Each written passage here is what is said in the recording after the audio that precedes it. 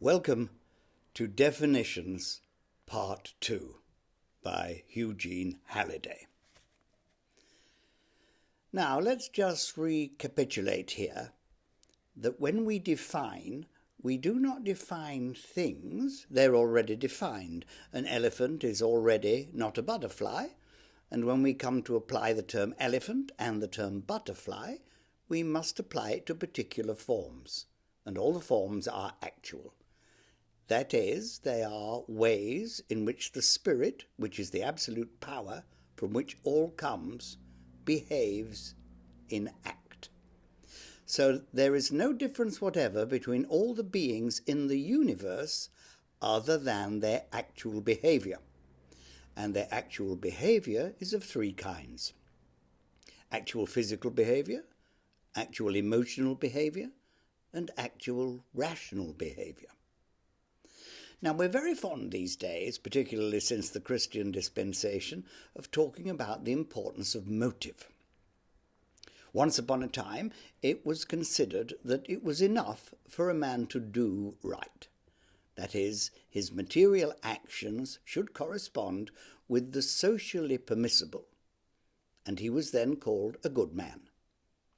And after a time there was a revolt against that, and it said, it isn't enough for a man to do that which is socially permissible. He must also think in such a manner that his thinking coincides with his physical action. Because at that time, we'll talk about the Greeks here, the rational, logical men, they thought that reason itself was a good thing in its own right. So they said, we must learn to think truly. And they threw the stress on thinking truly. And then after a time there arose a reaction which said it isn't enough to do right physically or to think right, one must also feel right. That is, it's no good doing a socially acceptable act and thinking clearly about the doing of it unless you're doing it for the right reason. And the right reason you are doing it is because you intend to benefit the beings to whom you do it. So we have the human being as a threefold being. And we now apply this to the concept of the Trinity theologically: God the Father, the Son, and the Holy Ghost. And we find that the three correspond. The Father is the primary energy, the drive force. The Son is the Logos. You know, in the Gospel of John it starts off, in the beginning was the Word. The original Greek document has logos, where we put word. He is the very spirit of truth, and the issuant feeling, which moves later into action expression, is called the Holy Ghost or Spirit, the issuant. It is called Spirit when it issues out. It is called Spirit before it comes in. But when you consider it as in and actualized as a unific being, it is called soul. Now let us consider the three kinds of sensibility we have here. We have sensibility of our physical body. If somebody kicks me on the shin, I know about it because I can feel an impact originating from outside myself. This is part of the sensorium of the gross material world. So I am sensitive at the physical level. If I tap with my knuckle, I feel something on my knuckle. And I know that what I'm feeling is outside my physical body. Because if I tap in midair, nothing happens. And if I go on tapping until I eventually hit the board, then I know that something is there that was not here. That is an external thing. So my 5 external senses give me information about things external to my gross physical body. When I come to think about the process, I can see that exactly the same things happens in ideas in my mind. My mind has ideas. If I think of dog, I think of cat. If I think of dog and cat, I think of quarrel. There's an association of ideas in my mind such that if one idea is brought out, it stimulates the appearance of others. Just as my finger tapping on the board releases a noise, so the stimulus of the word idea in my mind, dog, produces another idea, cat. So I know there is a kind of sensitivity in there. And in the same way, exactly that. The belly demands food for itself, so the head demands food. And we call the food this demands food for thought. The fact that we're here tonight is simply evidence that we don't want only one kind of food. Man does not live by earth bread alone, but also because we're looking for idea food. We must have ideas to feed the idea beings that we have in our minds. They're just like physical human beings. They had to be fed or they starve. And they also have to eliminate falsities, erroneous views. They have to be thrown out. Just like when you eat material food, you throw out a large amount of waste and retain the essential energies. So when you are receiving the idea stimulus, you take it in and you digest it. That means cut the earth. You digest it, analyze it, see what fits you, and the rest you reject. So there is a process of accepting and rejecting ideas exactly as the material process. There is also a process of accepting and rejecting feelings from people. Now, there are fundamentally only two feelings, the feelings of liking and the feelings of disliking. To like, we say yes, and to disliking, we say no. Actually, the name of Jesus in Hebrew means yes, no. He is the man who says, let your yea be yea and your nay be nay. All else comes of the devil. He means that disintegration springs up in a person who cannot analyze the situation properly and say yes or no to each of its constituent parts. Now, saying yes to it is the same thing as saying I like it, and saying no is the same as I don't like it. So we have two feelings. I like it and I don't like it. And all the feelings you have of liking are fond of eating, feelings of liking. So if you happen to be fond of a particular person, then you try to assimilate from that person his character. And sometimes, even if it's a bad character, you will assimilate it and you will make excuses because you like him or her. If you dislike a person very strongly, it doesn't much matter to you whether he's very good at higher mathematics or anything. If you dislike him, you don't wish to assimilate anything whatever from him. So it doesn't matter if he's got universal compassion, a good Aristotelian logic. Now, if you don't like him, you refuse to assimilate him. So we have here a very simple way of consideration. In the feelings, we can always say yes or no to any properly formulated question. If we analyze a situation, we can find something in it to which we say yes, and something else in it to which we will say no. I'm in this room at the moment and I'm talking, therefore I'm breathing, probably more than you are. In the process of breathing, I'm getting warmer. In getting warmer, I'm becoming progressively physically more uncomfortable. To this I say, no, I don't want it. So that the moment I consider very, very carefully myself, I wouldn't like my temperature to go on rising higher and higher and higher until I boiled away. So I say no at a certain level. But to the fact that we're here to discuss certain ideas, I give an unqualified yes. I'm not wishy-washy about it. About the excess temperature, I say no. About the subject matter, I say yes. And I am not indifferent. Now, this indifference is the most unreal, actually, function that you can believe in. There is no absolute indifference. Indifference is simply failure to analyze a situation. You can be disinterested, yes, but to fail to see the difference is simply to ignore the essential differences which exist. Now, in the New Testament, you will notice it says of the Laodiceans, because they will not blow hot or cold, I will spew them out of the mouth, saith the Lord. That means to say that if a man won't give an unqualified yes to a proposition and put his energies into it, or an unqualified no and have nothing to do with it, then he's no good. Because if he says, oh yes, I can come and work for you in a way, and you say to him, well, I think I'll pay your wages in a way, so he works for you in a way, and at the end of the week you've paid him in a way, and then you're both dissatisfied.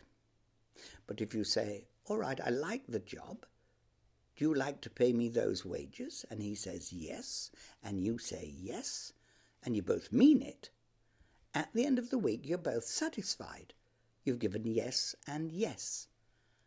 And if you don't want the job, and he doesn't want to pay you that much money, well, then you say no. And then you're clean. You can go away without any hanging on, without dragging upon you.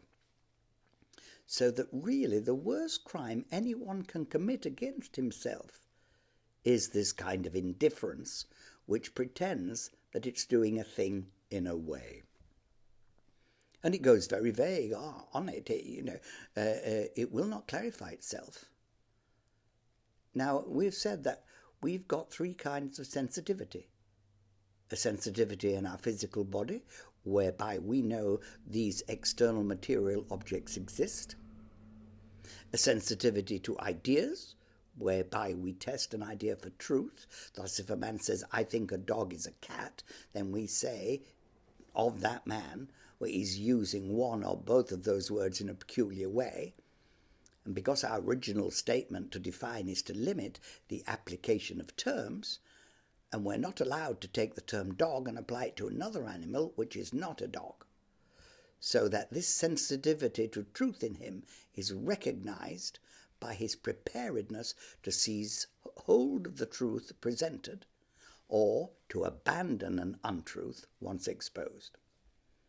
And the sensitivity to feeling here is simply that awareness that you have that somebody is annoyed with you or pleased with you. Now, this sensitivity generally is more feminine than masculine. Men tend to be pitched on the head and think, and women tend to feel. Very often, a woman can feel that somebody is annoyed when the man is so busy with his own thought process that he's too concentrated up here to know that the fellow to whom he's proving his point is not even listening. Now, this kind of sensitivity here, feeling sensitivity, is the sensitivity that has to be developed if a person wishes to increase sensitivity in the mediumistic sense. You know that the physical body is simply a precipitate of force inside a form. You've taken matter, food, digested it, and packed it into a distinct form. This form is vibrating in a certain way, and the mode of its vibration can be felt. You can actually feel anger vibrating in somebody. You can feel indifference. That's a state of refusal to be clear. And you can feel an affirmation. And it is along the feeling line that things have to be developed. Christ is talking about feeling. Buddha himself talks quite a lot about right action, right knowledge, and so on. He gives an eightfold path to do with right actions. Christ is concerned primarily with the feeling. We've had right action. You could actually drive a man into the ground with an axe if you want, if your basis is that act only is the important thing. Yeah, potentially you're running about doing good deeds or bad deeds. Inside your head you have a pattern of behavior that your physical body can activate. Any one of these patterns in material behavior. But between the two comes feeling. This feeling is that which causes a pattern of ideas, a behavior pattern, to appear in the physical body. Because if you don't feel like doing a thing, and even though you have the pattern, you don't do it. So that it is in feeling that we find the mediation between idea and act. So it is along the feeling that we have to train ourselves to take the acts that we believe to be right acts, and then to incline ourselves in feeling to do them. When we incline in feeling to do it, then we do it. And if we don't incline, even though we have perfect patterns of action, we will not do the act. Now, here we have the spinal column. And the spinal column has centers.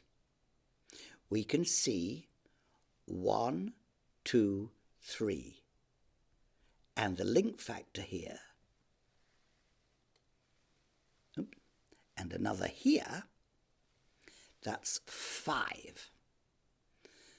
And there is a special one, I'm going to get it there, down here. And another one up here. That's 7. We've got 7 centers along here already, simply by taking the 3 and the links between them, and the top and the bottom. Now, if I say, let's draw the man again and put the spine slightly back, where we find it, we can begin to understand the meaning of the fall in religious parlance. The fall of Adam, the fall of the angels. A fall, it is actually a fall of the level of consciousness. You know that in your body you have a diaphragm, and you know that that diaphragm really cuts off the regions that digest things from the parts above. That diaphragm is like the firmament between two worlds. A world in which terrible chemical processes go on to abstract energy from food, and another world in which you feel. And above, there is a world in which you think. The spine is slightly towards the back. If you carry your thoughts habitually forwards and down, the energy of the body flows forwards and down. Now, it is said that in this period of the evolution of the human race, most people carry their minds merely below the diaphragm. That is, their level of consciousness is largely down below the diaphragm. Now, this is what we call the fallen man. The fallen man is simply the man whose consciousness is low down, and the spinal nerve comes forward into the body, and they stimulate the lower parts of the organism. So the sexual nature and the appetite nature and the lower emotional nature are turbulating in an average reaction. The cause of that fall is simply the contact of the material body level with sources of stimulation.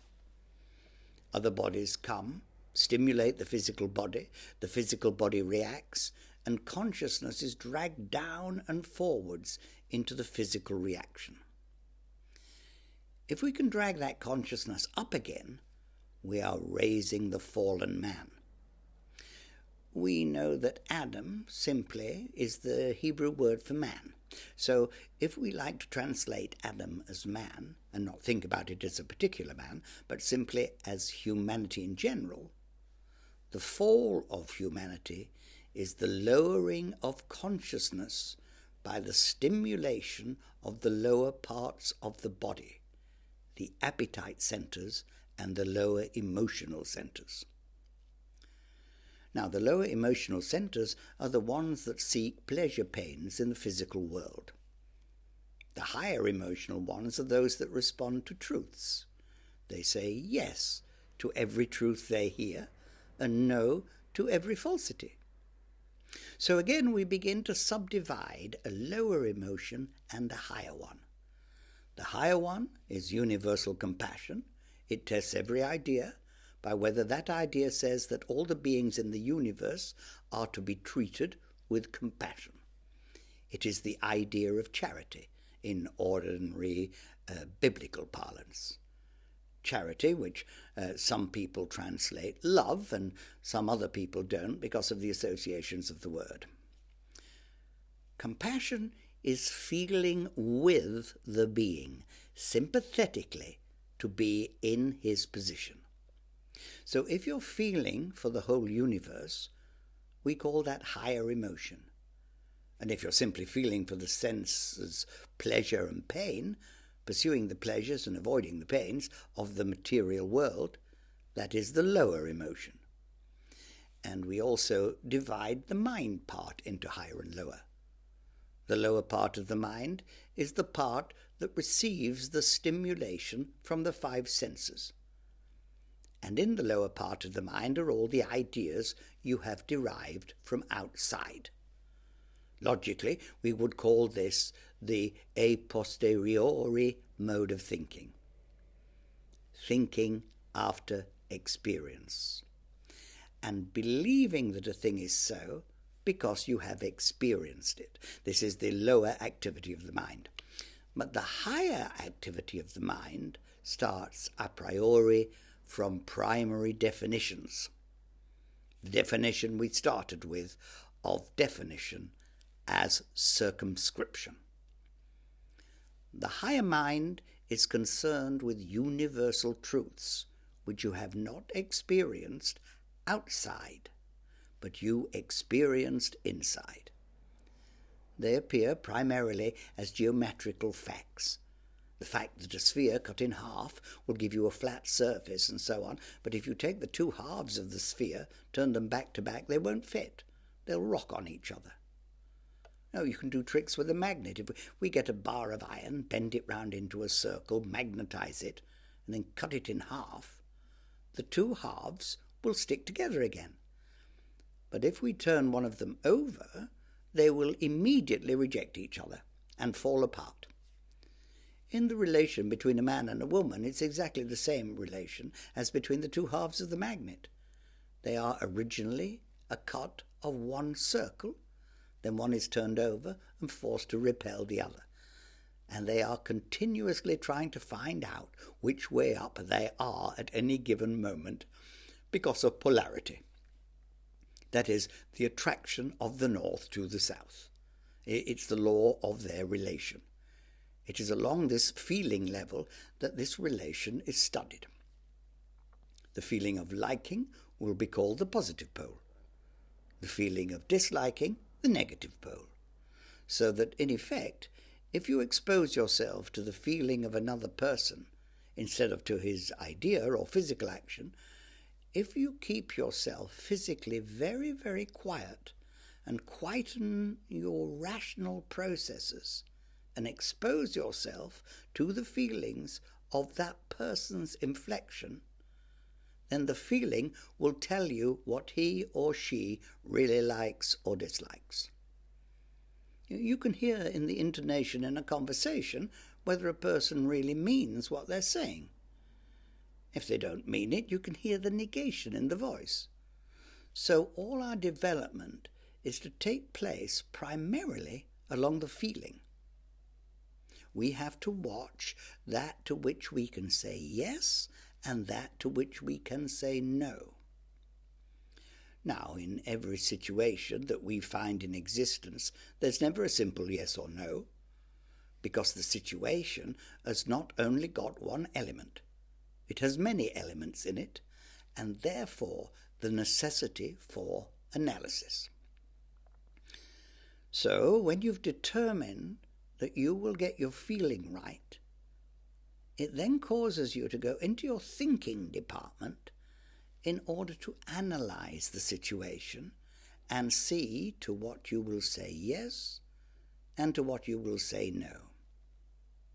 We said that the fallen man was going down the spine through reacting to the external physical stimuli. The other man is determined to love the truth, and he's got his simple measure, I like and I dislike. and I refuse to be indifferent because that is deception. I'm going to find out in myself what I really like and what I really dislike fundamentally. And in order to make sure that I don't make a mistake, I shall analyze every situation.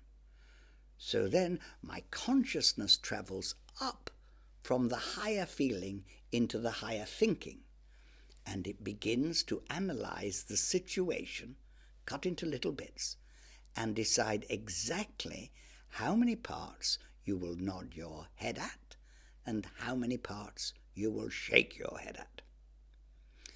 So here we have the mode of the fall. It is by response to an external physical stimulus.